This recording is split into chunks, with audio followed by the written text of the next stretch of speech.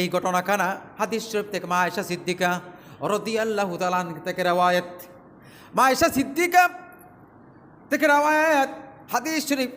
মা আয়েশা সিদ্দিকা বলতেছেন, যেদিন রবিউল আউয়াল চাঁদের 12 তারিখ শুভেচ্ছা থেকে আল্লাহর বন্ধু পৃথিবীর থেকে চলে যাবেন, তার আগে মসজিদে নববীর পাশে হুজরা শরীফ, আল্লাহর নবী হুজরা শরীফে ছিলেন, হুজরা শরীফে ঘুমাইছেন। সুবহানাল্লাহ বলেন, সুবহানাল্লাহ। হুজরা শরীফে ছিলেন, হুজরা শরীফে ঘুমাইছেন। আমার ভাইয়েরা, আমার বন্ধুরা, মৃত্যুর কথা স্মরণ করতে আল্লাহর হাবিব বলেছেন, আল্লাহর নবী কত আশা নিয়ে আকাঙ্ক্ষা নিয়ে মদিনার জমিনে ঘুমাইছেন। হাদিস শরীফের সংক্ষিপ্ত আকারে ছোট্ট ঘটনা বলে আমি শেষ করে দেব।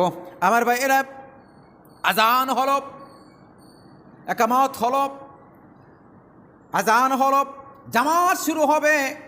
ওই অবস্থায় আল্লাহর নবীর এত অসুস্থ মা আয়েশা সিদ্দিকা রাদিয়াল্লাহু তাআলা আনহা নিজেই রওয়ায়াত করতেছেন, আমি আমার বন্ধু, আল্লাহর বন্ধু, আমার স্বামী মুহাম্মদ রাসূলুল্লাহ সাল্লাল্লাহু আলাইহি সাল্লামের গায়ে এত জ্বর, এত অসুস্থ, আল্লাহর হাবিব উঠেছেন, আল্লাহর হাবিবের গায়ে এত জ্বর।